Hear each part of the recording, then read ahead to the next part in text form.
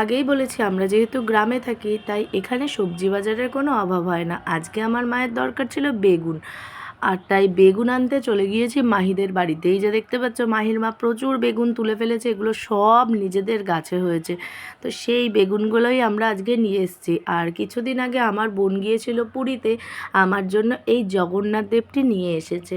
তো ভেবেছিলাম যে দোলযাত্রার দিনই জগন্নাথ দেবকে প্রতিষ্ঠা করব, কিন্তু আবার কি মনে হলো ঠাকুরকে ওরকম বন্ধ করে রেখে দেবো, তার থেকে বাবা আজকেই বসিয়ে দিই এবং পুজোটা দিয়ে দিই। মনের ভক্তিই তো বড় ভক্তি, তাই না?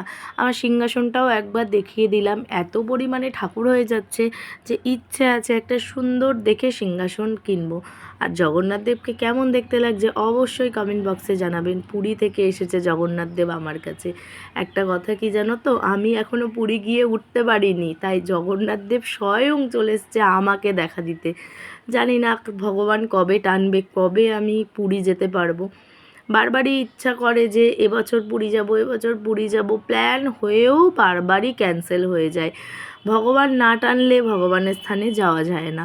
আর চলো দেখায় আজকে কী কী রান্না হয়েছে। আজ যেহেতু শনিবার, মা রান্না করেছে শুক্তোর ডাল, অনেকে তেঁতোর ডালও বলে, আর সাথে আছে নিরামিষ মোচার ঘন্ট। এই মোচার ঘন্টটা খেতে খুব সুন্দরই হয়েছিল। আর এটা হলো পুঁই মিটুলি।